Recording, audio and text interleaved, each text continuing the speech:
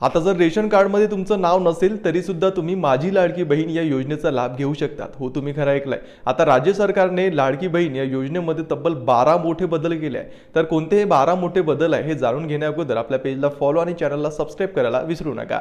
तर माझी लाडकी बहीण या योजनेचा लाभ सर्वांना मिळावा यासाठी सरकार प्रयत्न करत आहे आणि यासाठीच राज्य सरकारने लाडकी बहीण या योजनेमध्ये तब्बल 12 मोठे बदल केले आहे। हा महाराष्ट्र सरकारचा GR तुम्ही बघू शकता। यामध्ये याबद्दलची सर्व माहिती दिलेली आहे। यामध्ये पहिला जो बदल आहे तो म्हणजे नवविवाहित महिलेच्या बाबतीत तिचे नाव रेशन कार्डवर लगेच लावणे शक्य होत नाही। त्यामुळे विवाह नोंदणी प्रमाणपत्र असलेल्या अशा नवविवाहित महिलेच्या पतीचे रेशन कार्ड हे उत्पन्नाचा दाखला म्हणून गृहीत धरण्यात यावं। आता ज्या मुलींचे नवे लग्न झाले आहे त्या मुलींचे नाव रेशन कार्डमध्ये ऍड करणे लगेच शक्य नाही। त्यामुळे त्या मुलीच्या पतीचे रेशन कार्ड हे गृहीत धरण्यात येणार आहे। म्हणजे तुमचे जर रेशन कार्डमध्ये नाव नसेल तर तुमच्या पतीचे रेशन कार्ड हे चालणार आहे।